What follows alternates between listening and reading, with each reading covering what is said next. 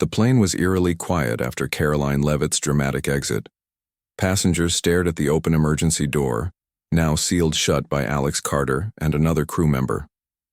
The wind outside howled faintly as the aircraft adjusted its course toward Chicago.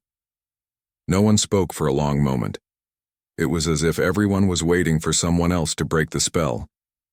Finally, a man in a business suit near the front of the plane clapped his hands slowly. "Well, that was something," he said, his tone dripping with sarcasm. Others began to murmur, some laughing nervously, others shaking their heads in disbelief.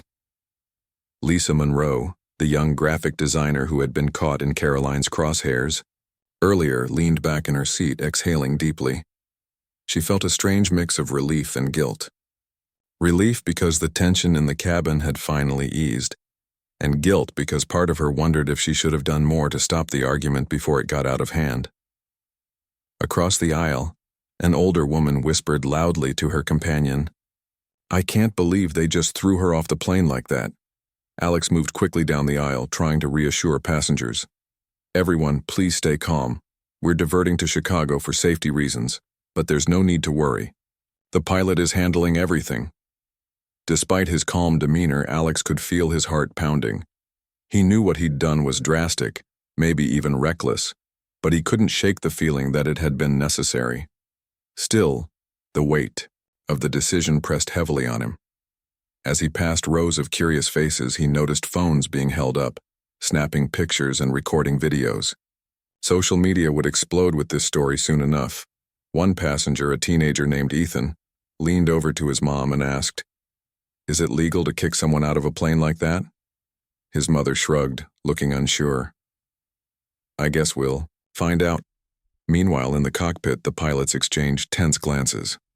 Captain Greg Miller gripped the controls tightly, his knuckles white. "What in the world just happened back there?" he muttered to his co-pilot, Sarah Bell. Sarah flipped through the manual, searching for any guidance on mid-flight ejections. "I don't think this scenario is covered in the handbook," she replied dryly. "But I'm sure corporate will have plenty to say about it." Back in the cabin, murmurs turned into full-blown conversations. Some passengers defended Alex's actions, saying Karoline had brought it upon herself with her aggressive behavior. Others criticized him, calling the move extreme and unnecessary. One man stood up, pointing angrily at Alex. "You can't just toss people out of planes when you disagree with them. What kind of society are we living in?" Alex raised his hands in a gesture of peace. "Sir, please sit down. This isn't about disagreement. It's about maintaining safety. Her behavior was disruptive and escalating. I made the call I thought was best for everyone." The man huffed but reluctantly returned to his seat. A flight attendant handed out complimentary snacks in an attempt to distract passengers, but the tension lingered. People continued whispering, speculating about what would happen next. As the plane descended toward Chicago O'Hare International Airport, news outlets began picking up fragments of the story. Someone had posted a video of the incident online, capturing Karoline's heated rant and her eventual ejection. Within minutes, hashtags like "Justice for Karoline" and "Alex did right" started trending on Twitter. Cable news anchors scrambled to cover the developing story, framing it in wildly different ways depending on their audience. Conservative commentators decried Alex's actions as an attack on free speech, portraying Karoline as a victim of leftist extremism. Progressive voices praised him as a hero standing up to toxic rhetoric. Memes flooded social media, some mocking Karoline's fall from the plane, others applauding Alex's boldness. On the ground, Skybridge Airlines executives were already in crisis mode. The company's CEO, Richard Dawson, paced furiously in his office, phone glued to his ear. "How could this happen?" he demanded of his public relations team. "We're going to look like fools." His assistant interrupted nervously. "Sir, our stock price is dropping fast. Investors are panicking." Richard groaned, sinking into his chair. Skybridge Airlines had been struggling financially for months, burdened by rising fuel costs and fierce competition. They had barely stayed afloat despite cutting corners wherever possible. This scandal might be the final blow. At Chicago O'Hare, federal investigators waited on the tarmac as the plane taxied to a halt. Passengers disembarked quietly, many avoiding eye contact, with reporters camped outside the terminal. Alex was escorted away immediately for questioning, leaving behind a trail of whispers and stares. In the hours that followed, interviews poured in from passengers eager to share their side of the story. Lisa Monroe spoke to a local news crew, describing the altercation between her and Karoline. "It wasn't personal," she explained. "She just kept pushing buttons until things got out of control." Other passengers echoed similar sentiments, painting Karoline as difficult and confrontational, but not everyone agreed. A middle-aged man named Paul Jenkins told reporters, "Sure, she was loud, but does that mean she deserved to get kicked off? That seems excessive." Amidst the chaos, Alex found himself alone in a small conference room at the airport, facing a barrage of questions from investigators. "Can you walk us through your thought process during the incident?" One agent asked, pen poised over a notepad. Alex hesitated, choosing his words carefully. "I believed her behavior posed a risk to the safety of everyone on board. When verbal warnings didn't work, I had to act decisively." "Do you regret your decision?" another investigator pressed. Alex sighed, rubbing his temples. "I regret that it came to that, but given the circumstances, I stand by my choice." While Alex faced scrutiny, Karoline Leavitt's fate remained unclear. Emergency responders had retrieved her safely from the inflatable slide, though details about her condition were scarce. Rumors swirled that she was hospitalized for minor injuries and shock. Her representatives released a brief statement condemning the incident as an egregious violation of basic human rights. Back on social media, debates raged on. Supporters of Karoline called for Alex to be fired and prosecuted, while his defenders launched crowdfunding campaigns to cover potential legal fees. Celebrities weighed in, further amplifying the controversy. By the end of the day, the hashtag #FarSkyBridge scandal dominated headlines worldwide. As night fell, Alex sat in a hotel room provided by the airline, staring blankly at the wall. His phone buzzed constantly with notifications, but he ignored them. He thought about his family, his friends, and the life he'd built before this whirlwind of attention consumed him. For the first time, he allowed himself to wonder, was it worth it? Outside, the city lights twinkled against the dark sky, indifferent to the storm raging below. Somewhere in the distance, a clock tower chimed midnight, marking the beginning of a new day and perhaps the end of SkyBridge Airlines as the world knew it. The cabin of the SkyBridge Airlines flight was quiet, save for the low hum of engines and the occasional rustle of passengers adjusting in their seats. It was a typical morning departure from New York's JFK Airport, with the plane steadily climbing toward its cruising altitude on its way to Los Angeles. The sun peeked through the small oval windows, casting warm golden light across rows of travelers who were settling into their routines. Some reading books, others scrolling through their phones, and a few already dozing off. Among the passengers was Karoline Leavitt, a woman whose presence could fill a room even when she wasn't speaking. Known for her sharp tongue and unapologetic conservative views, Karoline had built a career as a political commentator. Her face was familiar to anyone who watched cable news. And today she sat near the middle of the plane, scrolling through emails on her tablet, while occasionally glancing up at the seatbacks around her. She wore an expensive blazer, paired with designer sunglasses perched atop her head, projecting an air of confidence that seemed almost intimidating. Across the aisle, Lisa Monroe, a young graphic designer returning home after visiting family, flipped idly through a magazine. Lisa wasn't particularly interested in politics, but like most people, she recognized Karoline's name, and not always fondly. Still, she tried to focus on her reading, hoping this would be a peaceful journey. At the front of the plane, Carter moved efficiently down the narrow aisle, collecting empty cups and checking seatbelts. A flight attendant for nearly 5 years, Alex prided himself on being friendly yet professional. He kept his opinions about world events close to his chest during work hours, knowing full well that the skies were often filled with diverse perspectives. But outside of his job, Alex was outspoken about issues like equality and climate change, frequently sharing posts online that reflected his progressive ideals. As the plane leveled out at 35,000 feet, the initial hush gave way to murmurs of conversation. That's when things started to shift. Karoline leaned forward slightly, addressing Lisa, who happened to make eye contact at the wrong moment. "Excuse me," Karoline said, her tone clipped but polite enough to grab attention. "I couldn't help but notice you're wearing one of those reusable water bottles. Aren't you worried about all the chemicals leaching into your drink?" Lisa blinked, caught off guard by the sudden question. No. I think they're pretty safe." Karoline raised an eyebrow skeptically. "Safe? Did you know there are studies showing how harmful plastics can be? Not to mention the carbon footprint of producing them. If everyone cared more about real solutions instead of virtue signaling, maybe we wouldn't have such a mess on our hands." Lisa frowned, unsure whether this was meant to be helpful advice or a veiled insult. Before she could respond, Karoline continued, her voice rising just enough to draw the attention of nearby passengers. "And let's not forget," Karoline added, gesturing vaguely toward Lisa's bottle, "that these so-called eco-friendly products are often made overseas under terrible working conditions.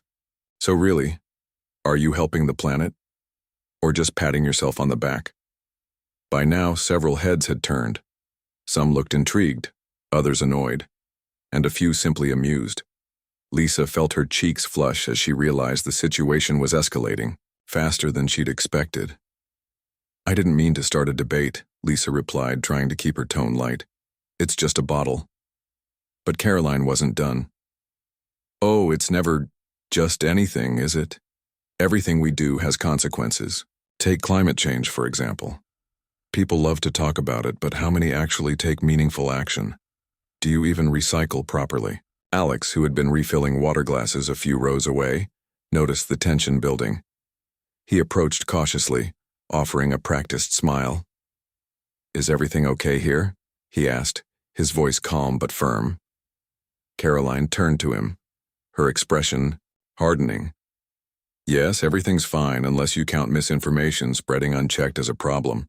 Alex hesitated. He knew better than to engage directly, especially with someone like Karoline, whose reputation for stirring controversy preceded her. Instead, he addressed Lisa. "Can I get you anything? More water, perhaps?" Lisa shook her head quickly. "No, thank you." Before Alex could step away, Karoline spoke again, louder this time.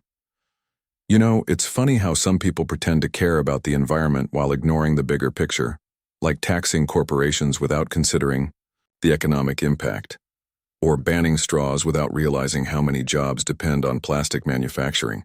Hypocrisy at its finest." Murmurs rippled through the cabin.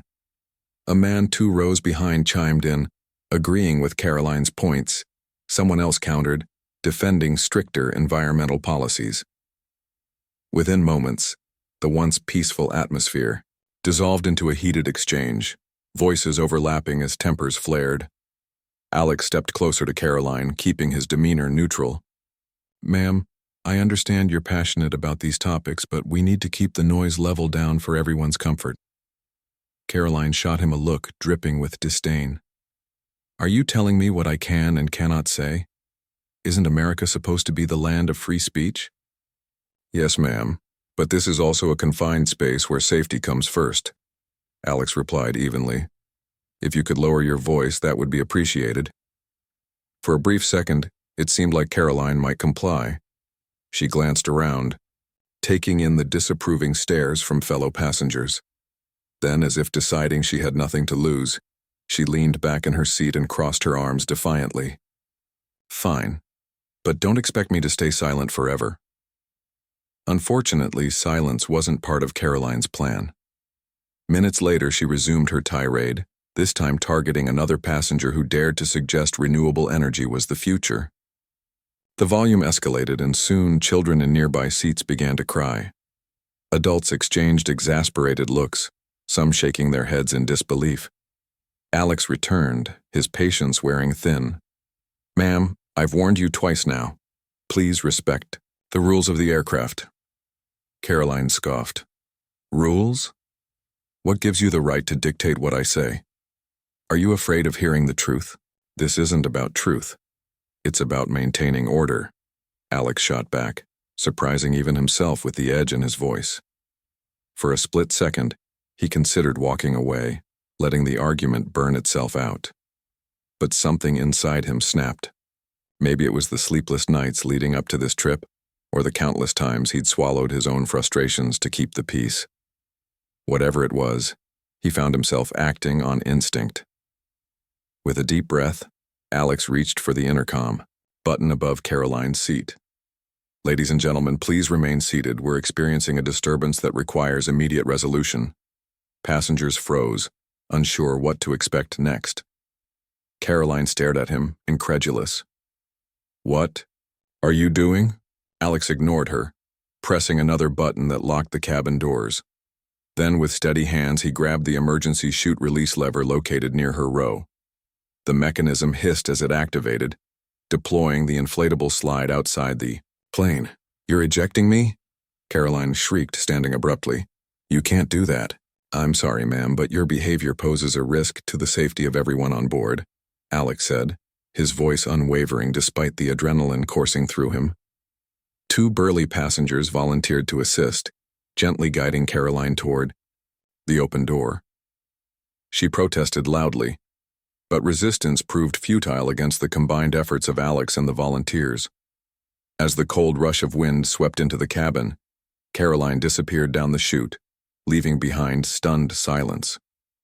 Passengers gawked at the empty space where she had been sitting, unsure whether to applaud or panic. Alex took a shaky breath, realizing the magnitude of what he'd just done. Outside, the vast blue sky stretched endlessly, indifferent to the drama unfolding within the confines of the metal tube, hurtling through the clouds. The pilot's voice crackled over the intercom moments later. "Folks, we'll be making an unscheduled landing in Chicago due to unforeseen circumstances. Please remain calm and follow crew instructions." And so, the journey continued, or rather, unraveled, with every passenger wondering how such a mundane flight had spiraled into chaos. Little did they know this was only the beginning. The morning after the incident, Alex Carter woke up to a world that felt both familiar and completely alien. The hotel room was quiet, but outside, the city buzzed with energy. News vans lined the streets near the airport, their satellite dishes pointed skyward like metallic trees. Reporters shouted questions at anyone who walked by, hoping to snag an exclusive interview or a juicy detail about what had happened on Skybridge Airlines Flight 412. Alex sat on the edge of the bed staring at his phone. Hundreds of messages flooded in, texts, emails, social media notifications. Some were supportive, thanking him for standing up to Karoline Leavitt. Others were hateful, accusing him of being reckless and power-hungry. A few even threatened harm. He scrolled through them briefly before turning the phone off altogether. The weight of the attention was suffocating. Downstairs in the hotel lobby, federal investigators continued questioning witnesses. Passengers from the flight recounted their experiences, each version slightly different depending on who was telling the story. Lisa Monroe, the graphic designer, described how Karoline's aggressive tone had escalated the situation. "It wasn't just me," she told reporters later. "She was yelling at everyone around her. It felt like it could have gotten violent." Meanwhile, Paul Jenkins, the man who had criticized Alex's decision, doubled down on his stance during an interview. "Look, I'm not saying she didn't deserve to be removed, but ejecting her mid-flight, that's insane. What if something worse had happened?" As the public debated the morality of Alex's actions, behind closed doors, Skybridge Airlines executives scrambled to contain the fallout.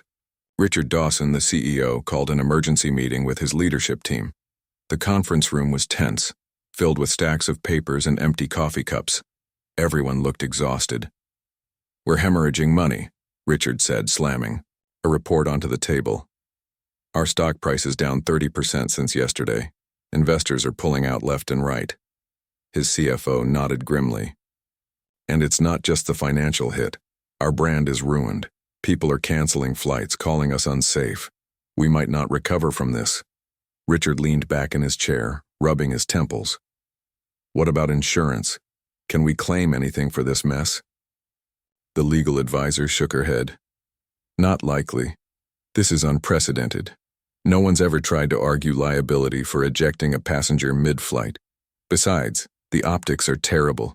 If we fight this publicly, it'll only make things worse. For a long moment, no one spoke. Then Richard sighed deeply. All right, here's what we're going to do. Issue a statement apologizing for the disruption caused to passengers. Say we're cooperating fully with investigators. And announce that we're filing for bankruptcy. Gasps rippled through the room. One executive stood up abruptly. Bankruptcy? Are you serious? That's admitting defeat. Richard fixed him with a cold stare. We don't have a choice. Without funding, we can't keep operating. Better to shut down now than drag this out and lose everything. By noon, the announcement went live. Skybridge Airlines would cease all operations immediately. Thousands of employees across the country found themselves out of work, many without warning. At airports, stranded passengers crowded help desks, desperate for answers. Competitors scrambled to accommodate the influx of travelers, but the chaos was unavoidable. In Chicago, Alex watched the news unfold from his hotel room. He felt a pang of guilt as he saw footage of tearful flight attendants hugging co-workers goodbye and families, arguing with customer service agents over canceled trips. He hadn't intended for any of this to happen. All he'd wanted was to stop a dangerous situation from spiraling further out of control. Later that afternoon, Mia Thompson arrived at the hotel. Alex's roommate and closest friend Mia had driven overnight from their apartment in Milwaukee to be there for him. She knocked softly on his door, carrying a bag of groceries and a thermos of coffee. Hey, she said when he opened the door. Her voice was gentle, concerned. How are you holding up? Alex shrugged, stepping aside to let her in. I don't know. Overwhelmed, I guess. Did you see the news? Mia nodded, setting the bag on the small table near the window. Yeah, it's everywhere. Everyone's talking about you. Some people think you're a hero, others, well, they don't. But none of that matters right now. You need to focus on taking care of yourself. They spent the next hour unpacking food and making sandwiches. For a while, neither of them mentioned the incident. Instead, they talked about simpler things, the weather, old memories, plans for the future. It was comforting, almost normal.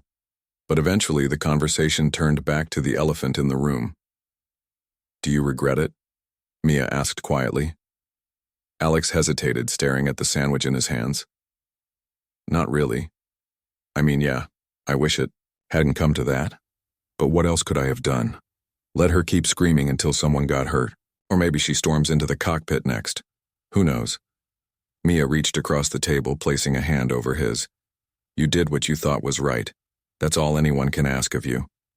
Outside, the media circus showed no signs of slowing down. Journalists camped outside the hotel, waiting for Alex to emerge.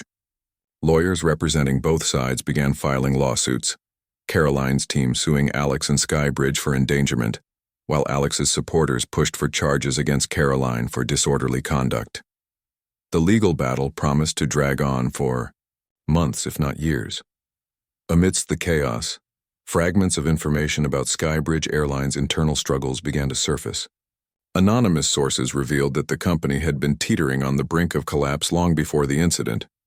Poor management decisions, mounting debt, and fierce competition had left them vulnerable. The scandal involving Karoline Leavitt simply accelerated the inevitable. For Alex, the days blurred together. He gave a brief statement to investigators, reiterating his belief that he'd acted in the interest of safety. Afterward, he avoided interviews, letting Mia handle requests from reporters. She fielded calls from producers offering six-figure deals for exclusive tell-alls, declining everyone. One evening, as they sat together watching TV, Mia nudged Alex. You should talk to someone about this. Not me, someone professional. A therapist or counselor. Alex frowned. I'm fine, really. You're not fine, Mia countered. You've been through something huge. Talking about it might help. Reluctantly, Alex agreed to meet with a psychologist recommended by a mutual friend.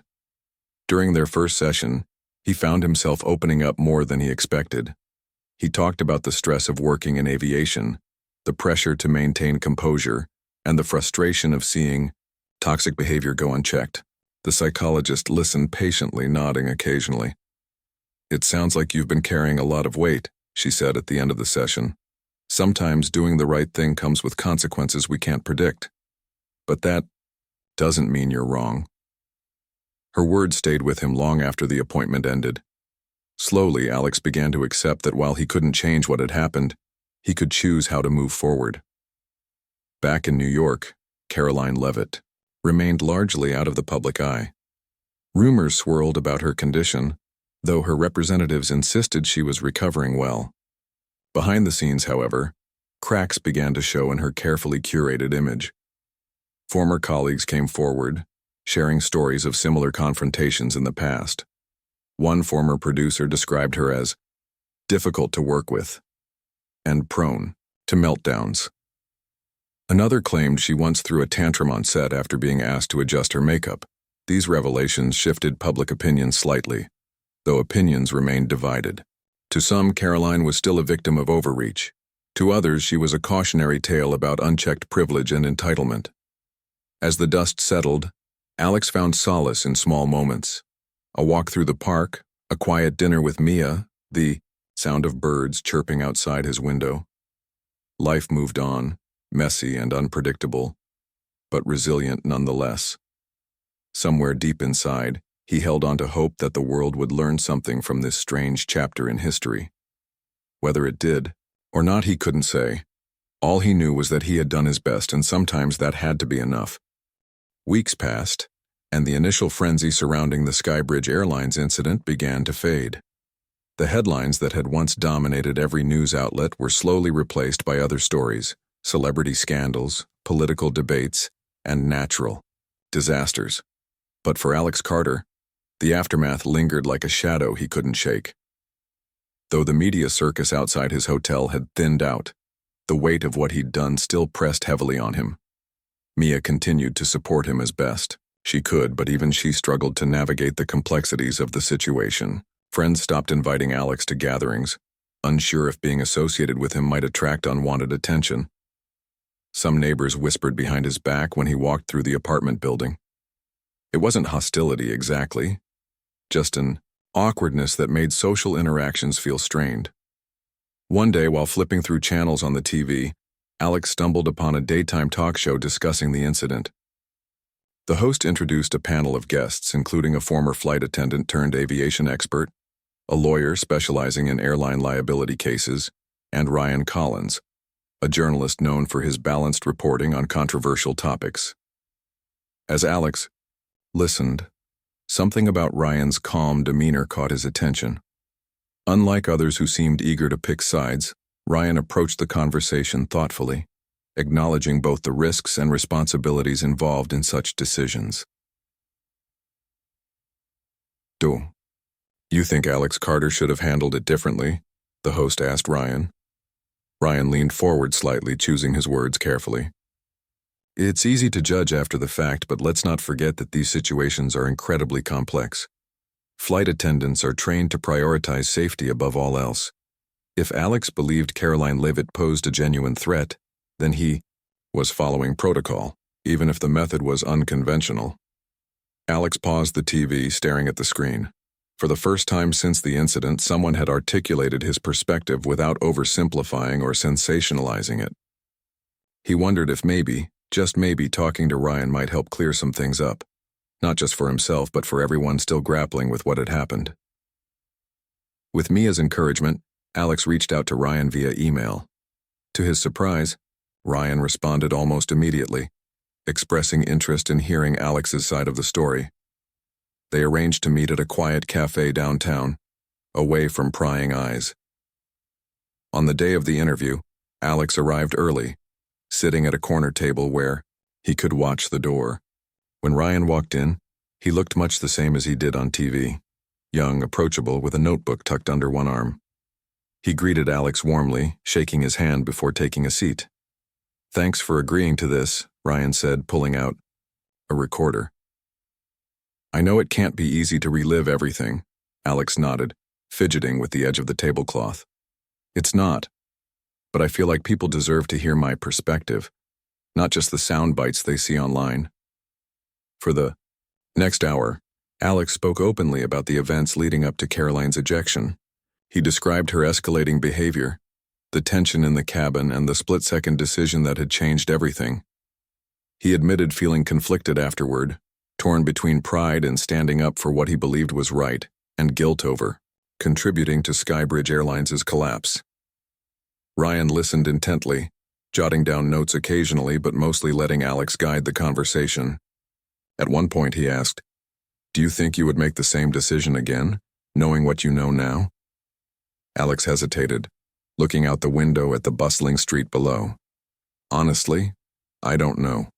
On one hand, I believe I did what I had to do to protect everyone on board.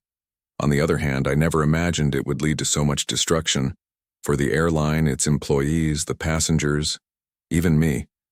So yeah, I guess I would hesitate more. But hesitation isn't always helpful in moments like that." When the interview ended, Ryan thanked Alex sincerely. "This will give people a lot to think about," he said. "Not just about your actions, but about the bigger picture. How we handle conflict, how corporations operate, and how quickly public opinion shifts."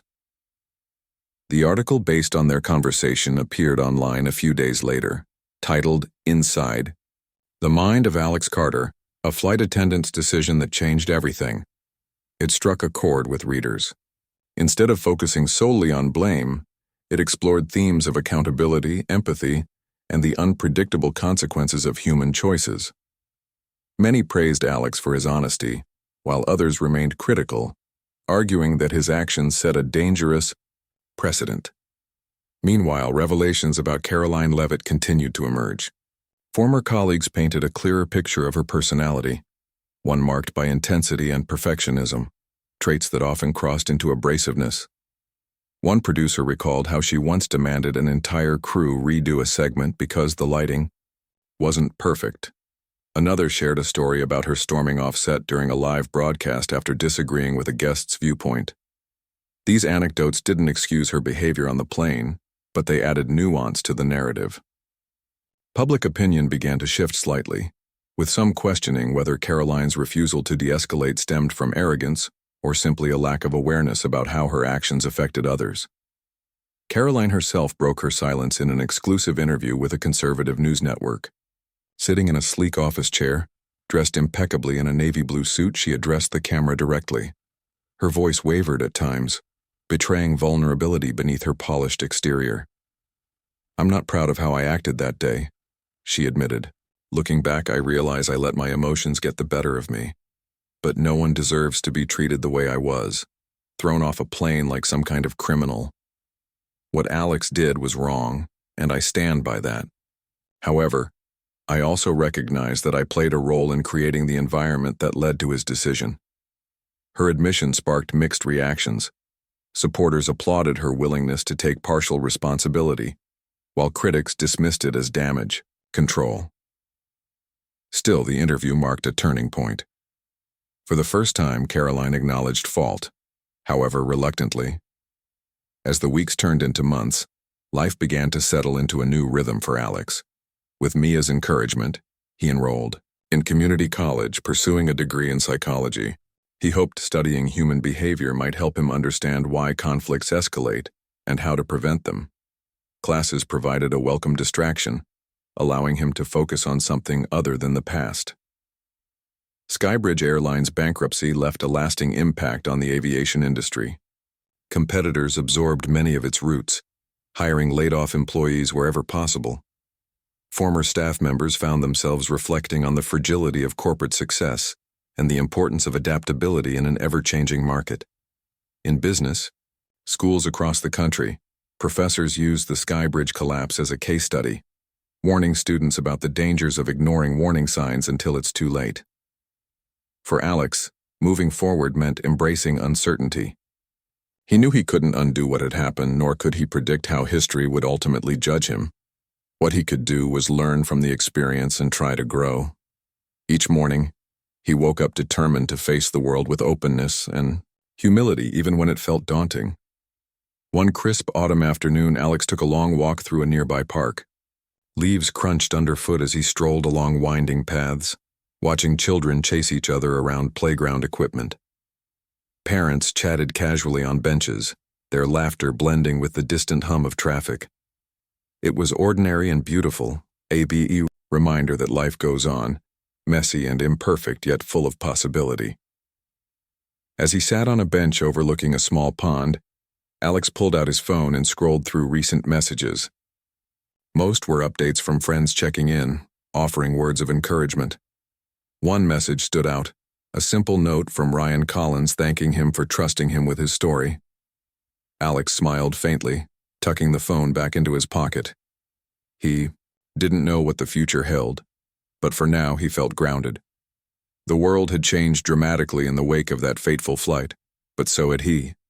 And sometimes, change, even painful, chaotic change, was exactly what people needed to find their way forward.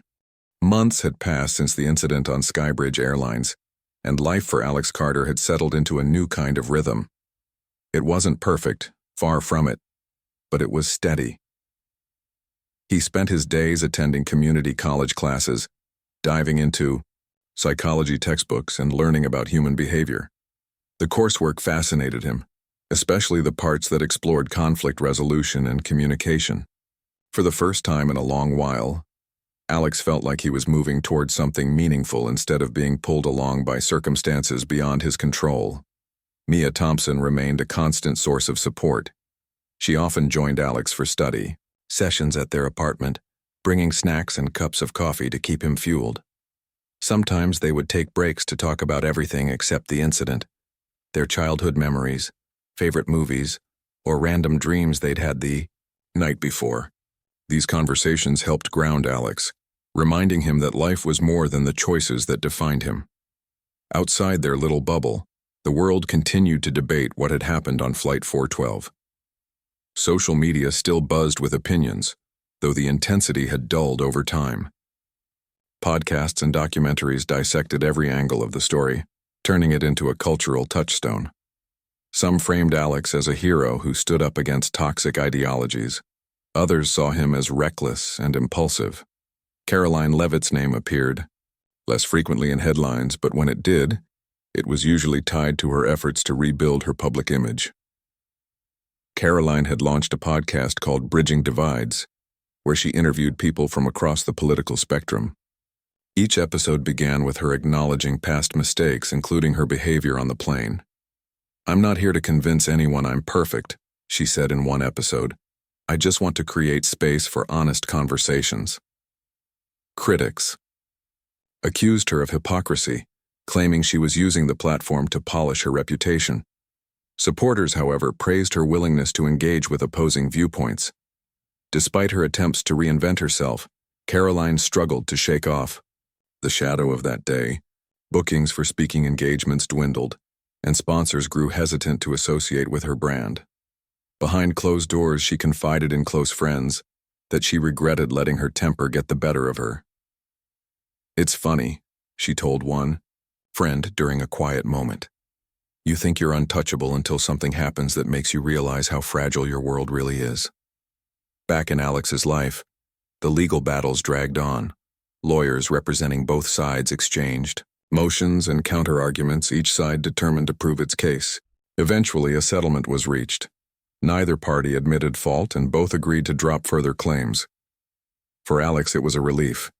He didn't want money or vindication, he just wanted closure. With the lawsuit behind him, Alex decided it was time to step away from aviation entirely. Though he had loved the travel and camaraderie of working as a flight attendant, the industry no longer felt like home. Instead, he focused on his studies, dreaming of a future where he could help others navigate conflicts without resorting to extremes. His professors noticed his dedication and encouraged him to apply for internships in counseling or mediation programs. One evening, after finishing a particularly challenging assignment, Alex sat on the balcony of his apartment, watching the sunset paint the sky in shades of orange and pink. Mia joined him, handing him a cup of tea. They sat in comfortable silence for a while, enjoying the cool breeze. "You've come a long way," Mia said finally, breaking the quiet. "I'm proud of you." Alex smiled softly, staring at the horizon. "Thanks. I couldn't have done it without you." Mia nudged him playfully. "Sure you could have. You're stronger than you give yourself credit for." Her words lingered in his mind long after she went inside. Strength. It was an idea Alex had wrestled with ever since the incident. Was he strong because he made a difficult decision under pressure? Or was he weak for letting the situation escalate to that point? Over time, he realized the answer wasn't black and white. Strength wasn't about never making mistakes. It was about facing them head-on and learning from them. As winter approached, Alex found himself reflecting on the ripple effects of his actions. Skybridge Airline's collapse had devastated thousands of employees, leaving many struggling to rebuild their lives. Former co-workers occasionally reached out to share updates. Some had found new jobs in aviation, while others ventured into entirely different fields. One former pilot even started a small business selling handmade furniture. Their resilience inspired Alex, reinforcing his belief in the power of adaptation. The airline's downfall also sparked broader discussions about corporate responsibility and worker rights. Labor unions gained momentum, advocating for better protections for employees in industries prone to instability. Business analysts wrote articles examining the warning signs that preceded Skybridge's bankruptcy, urging companies to prioritize transparency and accountability. In a strange way, the tragedy led to positive change, though it came at a steep cost. For Alex, the most profound impact was personal. He learned to embrace uncertainty, recognizing that life rarely followed a straight path. Every choice carried risks and consequences, some visible immediately, others unfolding over time. What mattered most was how he responded to those outcomes, with courage, humility, and a commitment to growth. One crisp December morning, Alex received an email from Ryan Collins, the journalist who had interviewed him months earlier. Ryan was working on a follow-up piece marking the one-year anniversary of the incident and wanted to include Alex's perspective. "How are you doing now?" Ryan asked in the message. "What lessons have you taken away from all of this?" Alex stared at the screen for a moment, then began typing his response. He wrote about the challenges he'd faced, the isolation, the guilt, the fear of judgment. But he also shared the silver linings, the friendships that deepened, the insights he gained, and the hope he held for the future. "If there's one thing I've learned," he concluded, "it's that we're all just trying our best. Sometimes we succeed and sometimes we fail. But as long as we keep striving to do better, there's always a chance to make things right." When the article was published, it resonated deeply with readers. Comments poured in, many expressing gratitude for Alex's honesty and vulnerability. Some shared their own stories of overcoming adversity, finding solace in knowing they weren't alone. Others thanked him for reminding them of the importance of empathy and understanding in divisive times. In the weeks that followed, Alex noticed a shift, not just in how people viewed him, but in how he saw himself. He stopped defining his worth by the choices he'd made in the past and started focusing on the person he was becoming. He volunteered at a local community center, helping teenagers develop communication skills. He reconnected with old friends, apologizing for any distance his absence might have caused, and he allowed himself to dream again, imagining a future filled with purpose and connection. On New Year's Eve, Alex stood on a rooftop overlooking the city, surrounded by friends and strangers celebrating the start of a new chapter. Fireworks lit up the sky, their bursts of color reflecting off windows and water below. As midnight struck, cheers erupted around him, echoing through the night air. Mia appeared beside him, holding 2 glasses of sparkling cider. "Happy New Year," she said, handing him one. "Happy New Year," Alex replied, clinking his glass against hers. They stood there together, watching the fireworks fade into darkness. For a moment, Alex thought about the journey that had brought him here, the highs, the lows, and everything in between. Then he turned to Mia, smiling. "Here's to whatever comes next. And as the crowd cheered and music played in the background, Alex felt a sense of peace wash over him. Life was unpredictable, messy, and beautiful. He didn't know what the future held, but he was ready to face it, one step at a time.